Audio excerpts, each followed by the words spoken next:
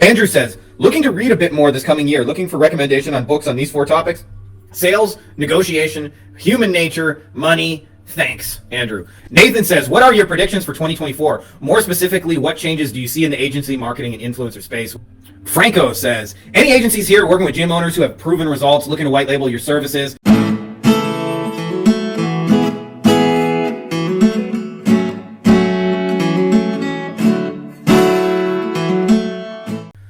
Well. Happy New Year to you fine folks, and welcome back. I've had a few kind of weeks off. I've been kind of evil scheming some things behind the scenes. I don't know about you guys. Some people work really hard in the holidays, and that's totally cool. I like to use it as a period of reflection, especially because it's a lot of the client requests and things like that slow down. It's just a nice quiet period of time. And I find some of the biggest breakthroughs and realizations come while everything is stopped. I don't have any announcements for you guys other than I'm excited to be back. I see you guys crushing 24 and making some cool shit happen. So excited to be here and do this journey with you guys. And other than that, let's get into the good stuff. Ladies and gentlemen, boys and girls, children of all ages, Frankie Finn proudly brings you our weekly Q&A. Bun-up. Shh. New hat. I make cute babies. I got another one that says shit show supervisor. Any of you guys who have young kids can relate. Let's get into the questions. I'll keep this short and sweet today. Andrew says, looking to read a bit more this coming year, looking for recommendation on books on these four topics: sales, negotiation, human nature, money. Thanks, Andrew. Firstly, my dude, reading is a great fucking habit, so congrats on incorporating that to you. I will tell you one habit that has helped me take reading to the next level. And there are a lot of people who read a lot of books and take a lot of courses and things like that. I'm not against those things, but they're only as valuable as you can take the ideas and put them into the real world. And so my simple practice is when I read a book, I look for one big idea that I can take into the real world and use.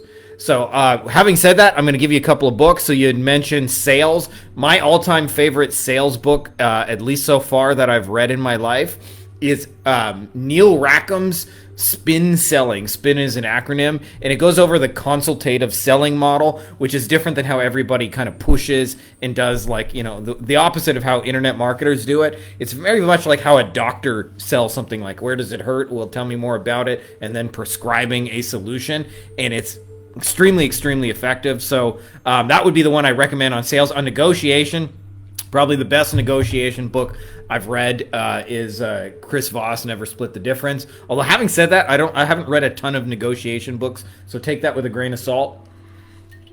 But having said that, a lot of the negotiations we're going to be doing, and this is coming up, I'm releasing a second book this year. I can't tell you exactly when. It'll be released when it's done. But I'm focused on really basic negotiation you guys can use to essentially buy cash flow.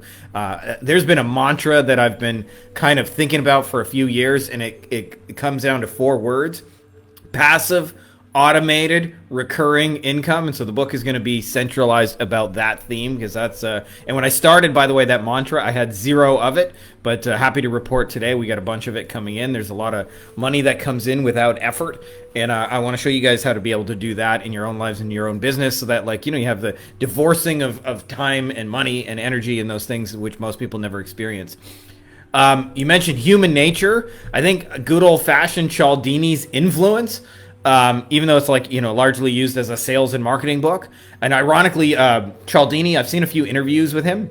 He said when he released that book, the goal of it was to be a mass market book so that people didn't fall for marketers' bullshit, to understand the techniques being used against them. And it ended up being a marketer's toolkit for what to use. But it is a study in human nature, and I love the little experiments they put down to see what people will do in real world settings. Hey, split test, let's do 50% this and 50% that and see what actually happens.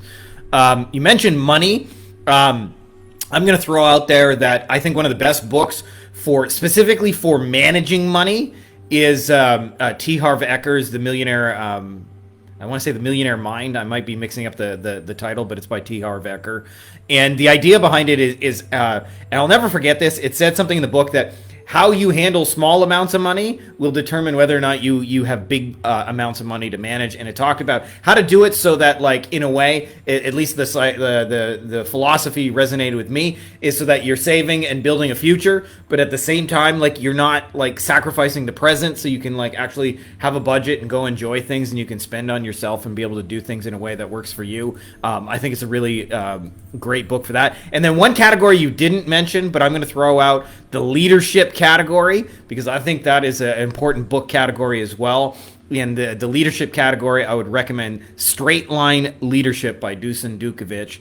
And it's a no bullshit book that'll make you face the aspects of yourself. And it's the difference between being busy, like doing shit, and actually being productive, getting to the results that you're after in life.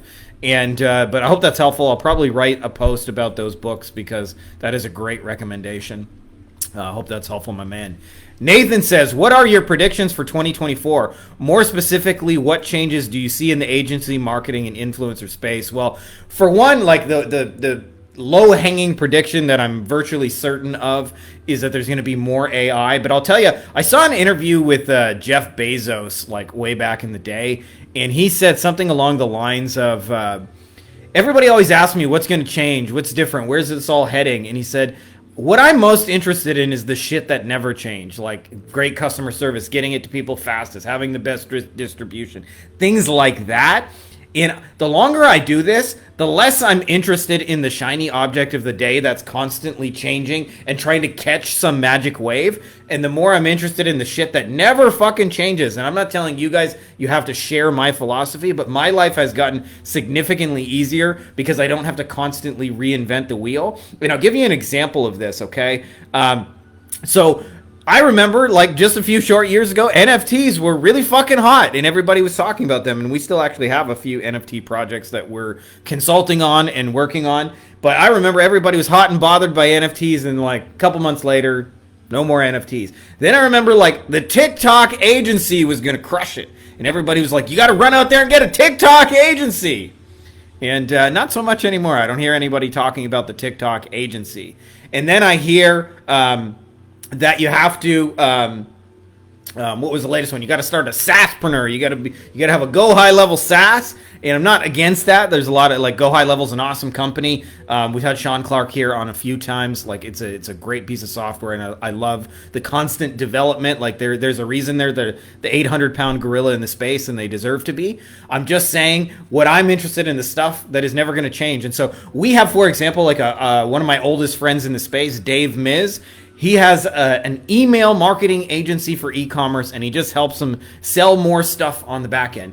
That is not a sexy agency, but I promise you, like, all the social media platforms are built off of email. You need email to register for them. You get the updates by email. Email is not going anywhere, even though there's more, like, there's Gmail promo filters and things like that. But at the end of the day, he's built an agency that, in my mind, has a long runway. Like, I don't see anything about that changing in the next 10 years. And I think way too many people want to know, like, what's the next exciting thing? How do I catch the next wave? And I think a better question is to ask yourself, what's still going to be there in 10 years? And build around something that, like, excites you around that.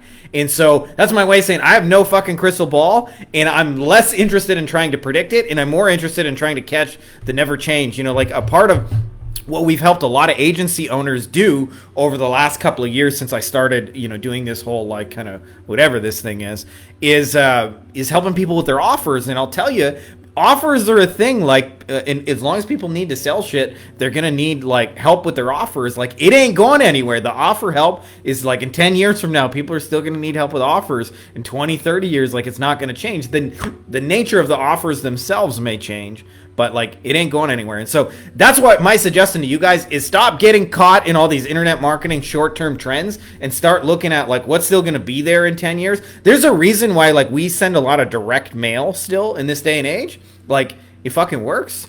and it's boring, and like they may eventually eliminate the post office, but it ain't going anywhere tomorrow. And for that reason, like, there's a lot of benefits to focusing on the stuff that never changes. So I hope that's helpful to you guys to not get caught in the shiny object, because I'll tell you, nothing kills progress for people. I see sometimes the same people will come to me, and 1 month they're in this niche, and as soon as they meet some difficulty, they go, I'm going to try something else. And what happens, and then they try something else month 2, and then month 3 they're into something else, and month 4, and they constantly hop from thing to thing, and they actually put in effort in all of those things. And what I found is, somebody said to me in the early days of starting my internet business, I was just looking for a shiny object, like a kind of get rich quick kind of idea. And I remember it was like 2007, 2006. Something like that. I had tried like almost 200 different quote unquote ideas to make money on the internet. And somebody said to me, if you just added up all the effort you put into those little 200 ideas and just picked one thing and fucking stuck with it, you would be exponentially farther ahead than having dabbled in 200 different things. And it hit me like a ton of bricks that even though I wasn't spending a bunch of energy on any of them, I would collectively, like, it was a giant fucking waste of time that would have been better served just building something real and substantial. And so that's my way of saying, have the discipline of focus, which nobody else has in our space, and you'll be so much further ahead than most of the folks who like constantly hop from thing to thing. Wasn't so much a question, this next one, as a comment, but I wanted to kind of comment on the comment. Nathan says, hire a freelancer for a small task, then a bigger one, then an even bigger one. Build that trust, then make them your go-to source for projects. So I don't know if any of you guys ever watch like stupid reality shows. Like my weakness is the cooking shows. I'm like a Gordon Ramsay and those things. And he has one that a lot of you guys will be familiar with called Hell's Kitchen. And the idea is with Hell's Kitchen, they start with, I don't know, like 20 something people, and they give them all these tests. And they test them on all these different cooking in real life scenarios, make a recipe, only use this ingredient. Now you got to cook for a full restaurant. And they whittle them down until at the end of it, they're left with only one person. Well, as much as this is like a publicity thing, because it's how he sells his restaurant through a reality show, I want you to understand, this is actually a great way to find talent, is to actually battle test them on the thing. And what Nathan is talking about here is, for the first couple of years, when I started hiring, especially virtual assistants in the Philippines, I would hire people based on a job interview. So we'd get on, we'd talk for like 20 minutes, and based on how I felt about them, like, we'd work together. And I found a lot of times I'd end up with people who like literally doubled my workload. Like, I hired them to eliminate work from my plate, and they would come back with more problems. Like, for example, in the early days, I hired a lot of article writers, and I would get these poor quality articles, and I would spend like 10, 15 minutes every time I got a new article, like having to rewrite it and fix the broken English and things like that. And there was no AI to proofread it or anything like that. And then at some point it dawned on me, like, I hired this person to make my life easier, and they're making my life harder. And it forced me to like really dive deep into like, how do you find good people? And I found the more I just said, instead of like doing an interview and seeing how we feel about each other, like, I would give them a topic and say, like, go write an article, and like I'll pay you $5 or $10 or whatever for the article. And I would learn more about doing. And so I could, like, just like Gordon Ramsay, I could simultaneously give the same task to 20 people. And I might end up with like 3 or 4 good ones out of those 20. And so I could eliminate 16 people right out of the gate. And then I might take 3 or 4 of those good ones and give them a second trial assignment. And half of those might be gone. And then I'd have 2 good people to pick from. And I might interview those 2 good people. And I found by actually like battle testing people on the thing they're going to do. Perry Marshall calls this the audition. Like, the idea is, like, imagine you went to go play for a new band. And you guys sit down together and they say, well, let's have an interview right now and tell me about the last 5 bands you played for, and I'm going to need to call references for you. You would learn nothing compared to if you just get out the instruments, you play a song together, and you see how the fucking music goes, right? So that's what we want to do as part of our hiring process. And this easiest way I found to do that is just little first dates. You learn so much more about like people by just paying them for a battle assignment. So hope that's helpful. Franco says, any agencies here working with gym owners who have proven results, looking to white label your services? I'll throw 2 names out there for you. Lana Cernina is great with gym owners, as well as Idris. I want to say Nawabi. I hope I'm not mispronouncing his last name. But those are two people that are really done well in the gym space. If you're interested, by the way, and just like for those of you guys who are interested, we have a list of white label providers and as well as software tools. So for any of you guys who are interested in just like seeing, like, not reinventing the wheel, you want somebody to do the work. For example, last few months, we've sold like, I don't know, half dozen websites or something like that. I have not designed a single fucking website. I just pimp it to our white label provider. They do wonderful work for us. And then I sit back and go, hey, we're awesome because we got this done. So hope that's helpful to you guys. If you're interested in that, just send me a little message and I'm happy to send you our list of all our providers, software and tools, all that stuff. There are a few affiliate links in the software, but I just want you guys to know that's just because, like, why not? If you're going to get them anyway, I'm going to put a little affiliate link in there. Having said that, I'm not recommending anything just for, you know, the 25-cent affiliate commission or whatever it is. A lot of the commissions are like literally $5 or $10, so like that's not why I'm recommending it to make $10. It's just because we think it's cool. But if we think it's cool and there happens to be an affiliate program, we got it. So I just wanted to give you that little heads up. Adrian says, Frankie Finn, this might be a question for the weekly meetings. How do I transition a prospect into Facebook messages that I initially connect with through cold email? Do I just put a link to my messenger on the page with the Loom video? I'm probably making this more complicated than it is. So yes, you are making it more complicated than it is, and I'll tell you, so this is an interesting thing, okay? So the Loom videos are a tactic, and when I first started showing people that you can close clients through videos without even talking to them, for one, I never actually imagined it would be that big of a deal, and I didn't imagine that would be the thing I would be known for, because I feel like in the agency space, like I've talked about a lot of things. I've talked about hiring and onboarding and training and systems and getting clients and different ways of marketing yourself and outreach and direct mail, and for whatever reason, I'm the Loom video guy. That's what people know me as. And the reason I say that, it's a tactic, and a lot of times, like, people don't understand, a tactic is like a tool in your tool chest. So if you think about like a game of golf, like golf has lots of clubs, but you got to use the right club for the right scenario. So like if you're on the green, you got to putt. If you get out the driver, you'll just smash the ball 400 yards away. That's not what you want to do. But if you're far away, you want to get the driver and not the putter, right? And if you're somewhere in the middle, you might want, you know, the irons or the wedges or things like that. And so it's kind of like the right tool for the right job. And the thing about it is, even though it's a tactic, it's based on like real world psychology that never changes, like literally never changes. And so that's my way of saying it works in email, it works in Messenger, it works in SMS, it works on Facebook Messenger, it works in Instagram DMs, like you name it. If there's a place you can have a text-based conversation, we have closed people in it. I say closed, like closed sounds like you did something to, but we've made sales through those different media. And the secret to doing that makes it the simplest is just stay where they are, whatever medium they're used to. So like, for example, if somebody is messaging me on Instagram and they're interested in closing, I don't try and bring them over to Facebook or bring them to email or get them on my WhatsApp or whatever. Like, I just keep it in Instagram because that's where we started the conversation. Occasionally I'll get like people who will text me and I'll just text them back and we close deals over text. Sometimes I get people who reach out over Facebook Messenger and we just close those deals on Facebook Messenger.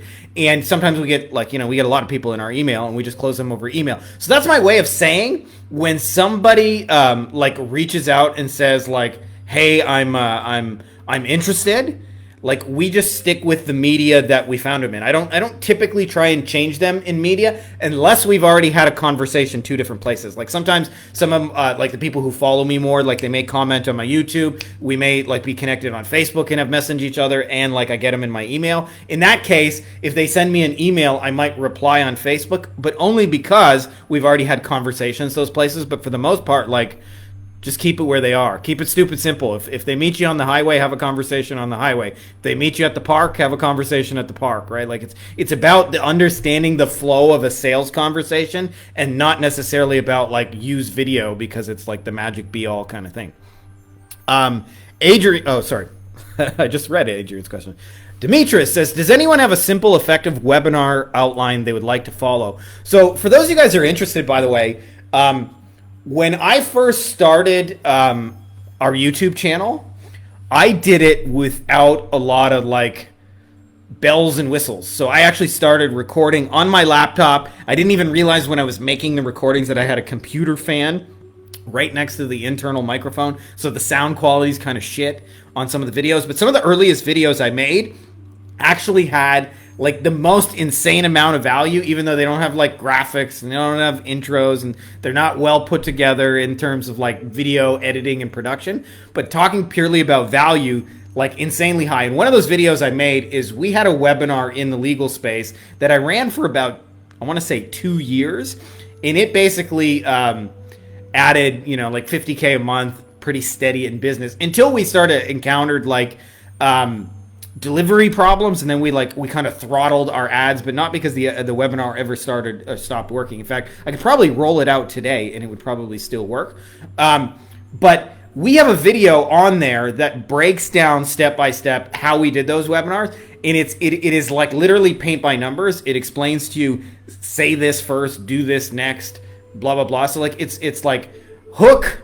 It's like point to these 5, 6, 7 symptoms that your clients have. Do what's called a reframe, introduce yourself, shift number 1, show demonstration positive and negative, shift numbers 2, demonstration positive and negative, and then switch to like, hey, the third thing is like get help, I'm the help kind of thing, and then offered, back then we were doing calls. So if you guys are interested in that, I don't expect you to dig it up on the channel, but send me a message and I will link to you the training where we walk you through the webinar. I warn you now, like the sound quality is like so, but if you're willing to sit through that, like you'll get some of the best information you've ever seen, where like I literally break down exactly how we structure these webinars and why we do what we do. And I've helped a lot of people in different industries to recreate those webinars. So it wasn't like we just captured lightning in a bottle and did it one time. Like it's something that really anybody could duplicate. So if you're interested in duplicating your own, send me a message. I'll walk you through it. Follow the script, paint by numbers. Start with something that works.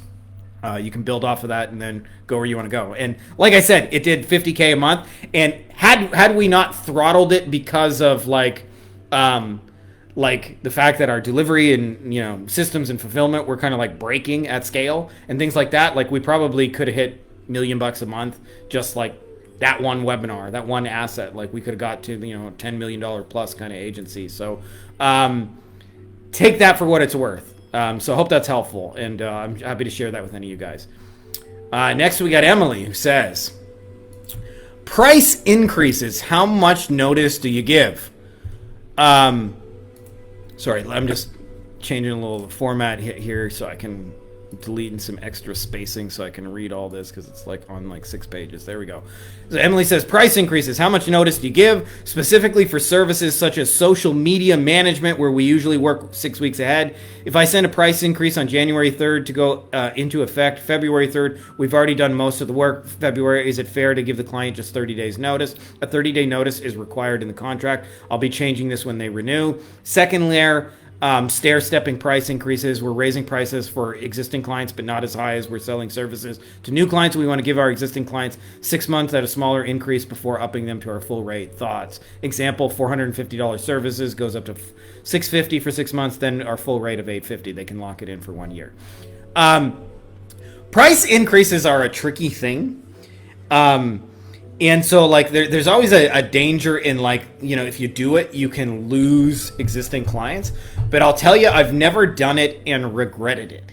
Meaning like you go through it and you sometimes do lose a client or two who's like, my budget was $450 and now you're $850. It doesn't work for me. That ain't gonna work for me. But what you realize is like 8 or 9 out of 10 of the clients you have on average will be okay with it.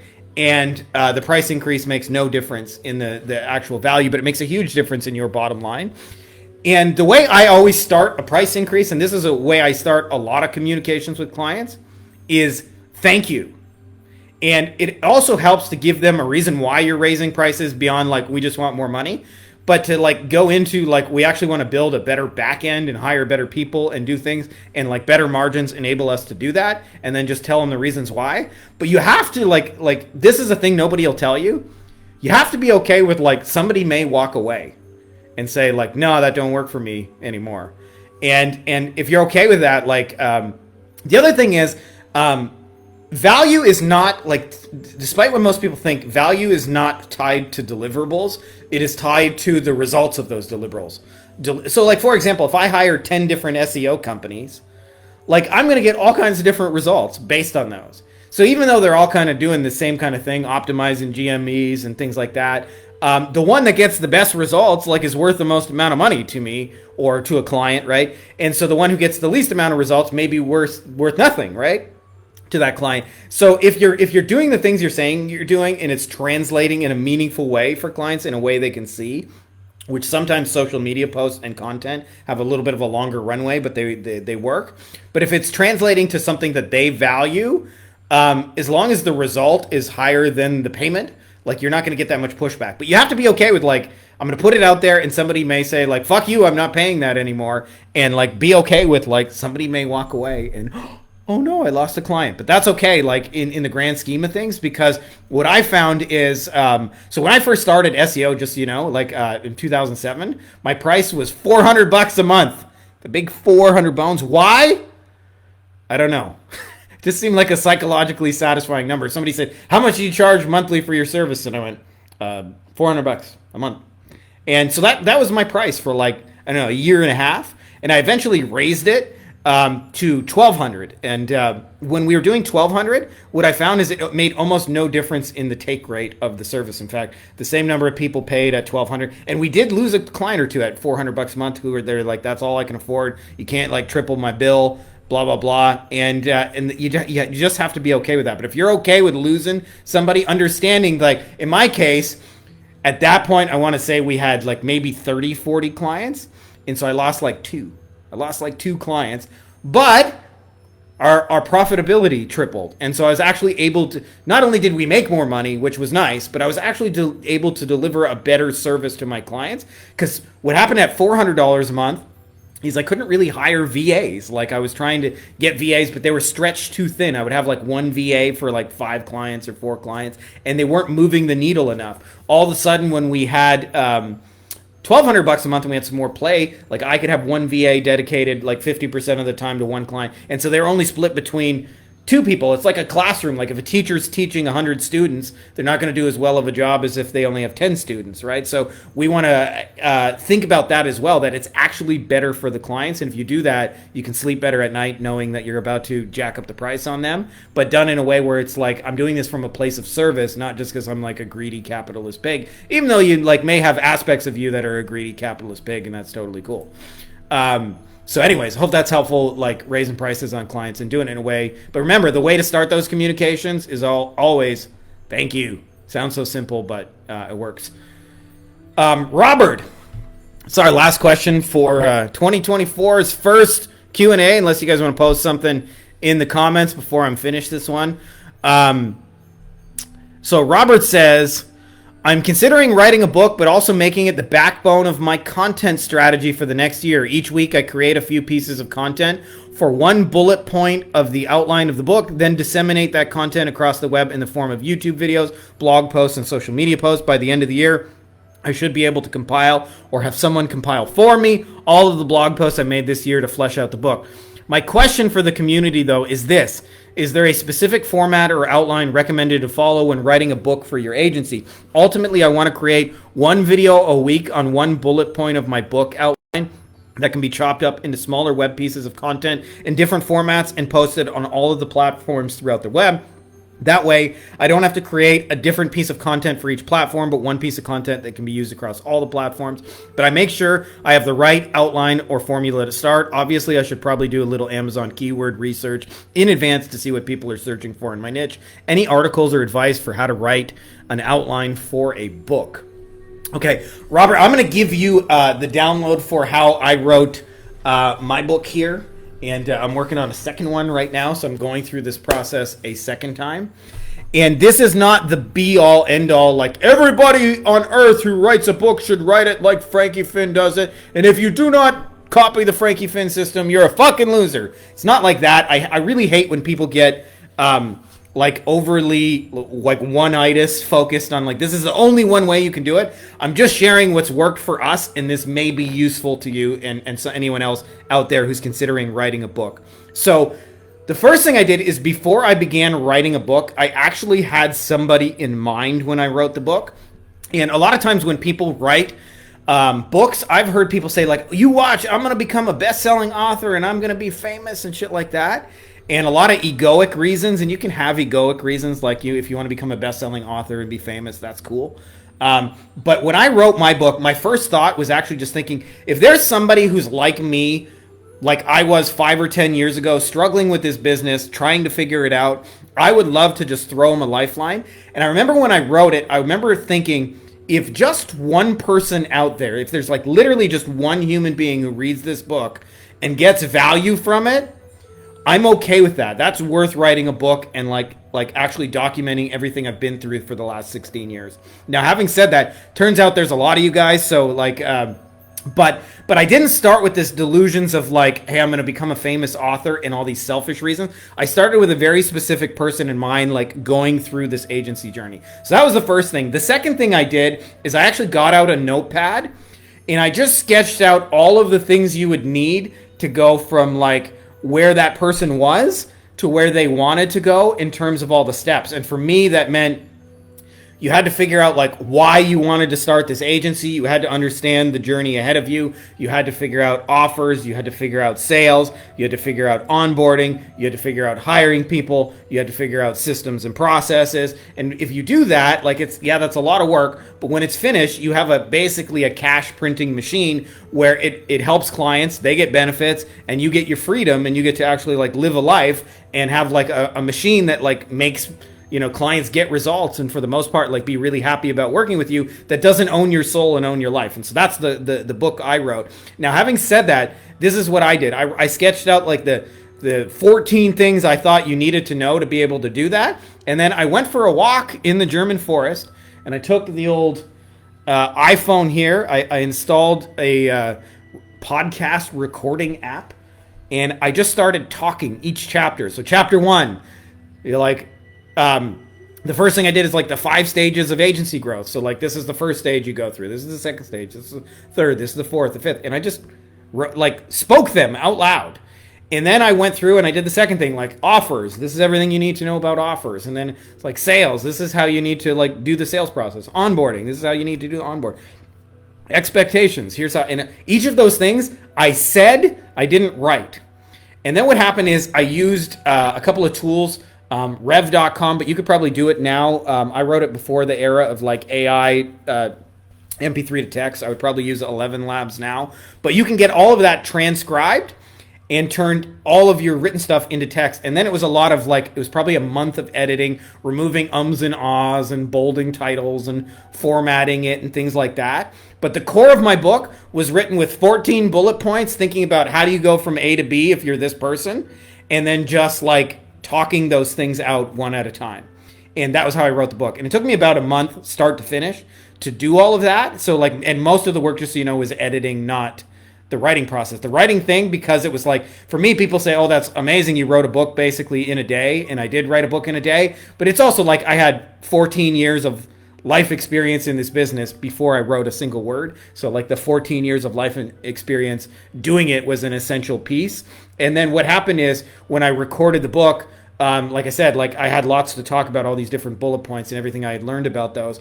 And then it's just editing. It's just removing ums and ahs and formatting it into chapters and saying it in simpler language and kind of rewriting sentences and then putting a table of contents in and who you're going to dedicate the book to and all those kind of things. But if you do that, what will happen is it'll be really valuable. And I always say this is the simplest way to write a valuable book. And I'm not, again, this is not like, I don't want to sound like an evangelist, like this is the only way you can do it.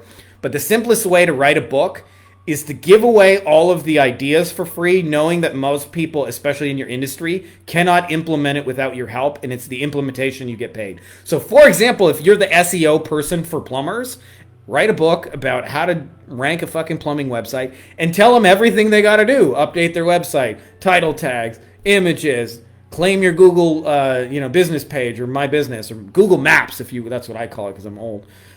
Here's how you get reviews, and tell them everything they got to do, and name, address, phone number. Don't hold anything back, because most plumbers or HVAC are going to read that and go, that sounds great, but can you help me do that?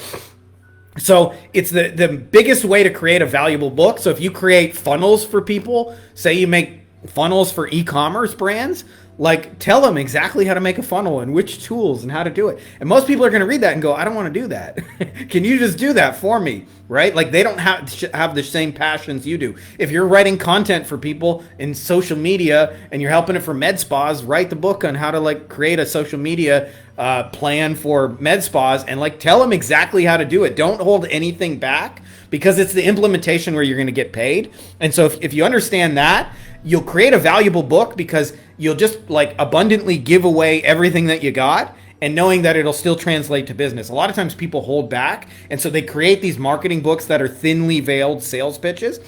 And absolutely your book can be a sales pitch for your services, but if the person doesn't read it and get any value, they're not going to want to fucking hire you, right? Like, why do so many people in our industry want to work with Alex Hormozi, especially after the release of $100 million offers? It's because, like, it was a really good fucking book. Like, wasn't it? Like, it was a really good book, and, like, you wanted to share it with people. Like, and because of that reason, like, it had a lot of value for creating offers. And for that reason, what most people do is say, oh, that's great, now that I know your offer formula, but can you help me apply this offer formula in my specific business? Because what I need is a $100 million offer for me in e-commerce, in dentistry, in online coaching, whatever it is, right? So that's the secret, at least for me, is like give away the ideas, give away the value, and understand that you get paid on the implementation side. And that's how I wrote a book personally. I spent a lot of time just sketching out like the actual skeleton of it. If you get that in place, I find most of the book will flow pretty easily, and you don't have to write it. You can talk it. I found talking the book to be way more easier. So I wish I could show you guys the chicken scratch of the second book I'm writing, which will be about getting for yourselves passive automated recurring income. Started about 5 years ago or 6 years ago, I want to say. Ilke and I just got this idea. We had a mantra: passive automated recurring income. That was like the holy grail. Passive meaning I didn't have to do dick fuck all for it. Automatic meaning it came in even if I didn't like manually process it or anything. Recurring meaning it wasn't just one time. And then obviously income, that's the easiest part to wrap your head around. And I remember when I first had that mantra, the amount of passive automated recurring income I had was zero. It's pretty easy to look at. I had a lot of income, but it was all very active. I had to work very hard for it. And it was like if I ever took my foot off the gas, like the money would still like not be there. And so I want to show you guys in book 2, like how you guys can create for yourselves revenue streams that are effort for the first time you set it up, but then allow yourselves to like sometimes for like 7 or 10 years. Like I have some affiliate stuff we're doing, especially in like the software and tools, like hosting and email marketing stuff like that, where like I just get regular affiliate shit that like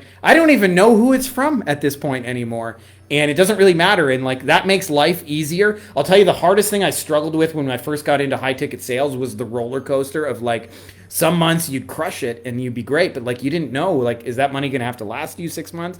And I almost missed that about a job. I missed that, like, knowing there's going to be a paycheck on Friday. And I'll tell you now, with the advent of actually building a business around passive automated recurring, not that it's exclusively, I have active income too, but we have passive automated recurring income. And because of it, like, I can look into the future and know, oh, that's coming on Tuesday, that's coming on Wednesday, we have this set up for this date, blah, blah, blah. And because of it, like, you can actually forecast just like you have a job. Like we can go like, hey, there's $5,000 coming Tuesday morning. There's another 3,500 coming Tuesday afternoon. So we'll have 8,500 before Thursday. And then if we do this, blah, blah, blah. And because of that, like, it's gotten so much easier. And so I'm hoping to create a playbook for you guys to be able to go out into the real world, put together deals where you get for yourself passive automated recurring income, do once, get paid again and again, and set that up. And the cool thing about it is, it's a lot of the principles. I don't know, for those of you guys who've read Rich Dad, Poor Dad by Robert Kiyosaki. The idea is in Rich Dad, Poor Dad, for those of you guys who never read the book, he talks about like poor people basically like work for either a handout or they work for like a low hourly wage without a lot of guarantees. And middle class people tend to like have a similar way in which they earn money, although it's usually attached to a salary with benefits, like it's a higher income. But still, it's like it's a very active. You got to show up 40 hours a week to work, usually more than that. Like especially if you're like a salaried kind of like like middle management or higher, you're probably going to work 60 hours a week, and there's a lot of driving and traffic and bullshit meetings and things like that. And he said what the rich do is they work for assets, control and ownership of assets. And so he gives a lot of examples of owning parts of companies and owning real estate and owning stocks. And I found that book to be like a giant mental shift when I first read it. But I don't know if any of you experienced this problem, which is I didn't know how to actually apply it, right? Like because I was doing all digital stuff and I was like, well, like I'm not going to buy a digital piece of real estate. There's no digital apartment buildings for sale. And actually, there is, and most people don't recognize it. And the reason I say that is because I want to show you guys that it is far, far easier than most people have realized. Because digitally, like a real apartment building, if it ever gets neglected, like the grass starts getting long and the building gets run down and things like that. And you can see it when you drive by the apartment building. Like, why is the grass so long? Why is it run down? Why are the windows broken? It's been like that for weeks. Nobody's fixed that broken window. But often what happens digitally is people build the digital equivalent of an apartment building and literally throw it away. And because it's digital in some like, zeros and ones in a computer system, people don't even recognize it's there. And so you can walk in often and make an offer like, hey, how about if I fix up this apartment building? You just give it to me and we'll split some of the money on the other side. And you'd be amazed. People just hand over apartment buildings that they spent a decade building and things like that. And I want to show you guys how to do that. So that's going to be the subject of book 2.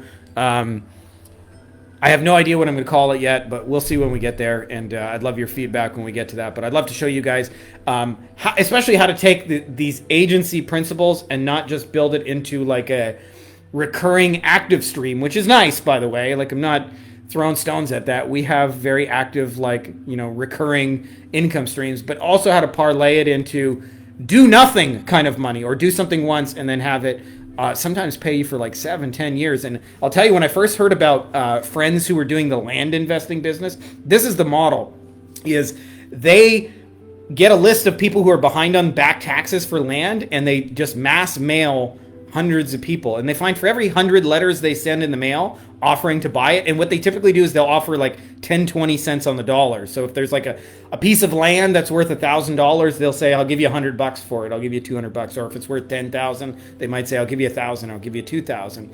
And then what happens is they acquire that piece of land and they would turn around and sell it. Say it's a piece of land worth 10,000 and you acquire it, say for 1,000. What they would do is then they would turn around and sell it $1,000 down, and they would finance the remaining 9,000.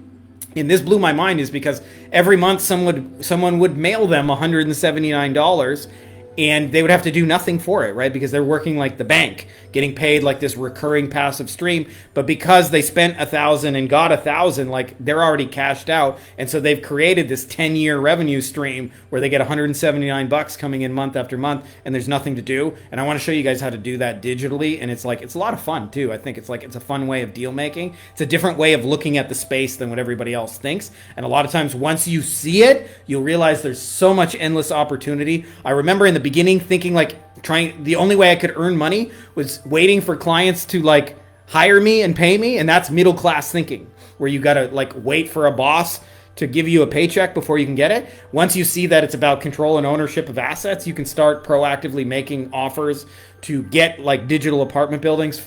Often you can fix them up with like a copy and paste little simple thing, and you can put them out there in the world. And then the cool thing about digital that can't be done in the rest of the world is that if you got an apartment building in the real world, you can't just like keep renting it forever. Like if it has 20 units, once those 20 units are full, you're full. But digitally, like we have the magic of like copy and paste, right? Like if you got a digital apartment building, you can copy and paste that sucker like 200 times if you want to, right? And you can rent out the same apartment building like 1 billion times. So that's the other piece I want to show you guys, is like essentially how to create like these passive automated recurring streams that I think will bring you guys a lot of peace in mind in your entrepreneurial journeys, because man, it gets a lot easier when you can forecast money into the future and you don't have to stress about it all the time, which I did for even when we were really successful with an active stream. I still stressed about payroll and where's, you know, like what if we don't make sales and what if we lose 10 clients and things like that. And now that we have a lot more passive automated stuff, like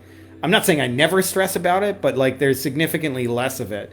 So that's what I want to show you guys. Keep your eyes peeled for when book 2 comes along. We'll show you that. That's all I got. There's no announcement this week other than like watch out for the book. And I'll see you guys.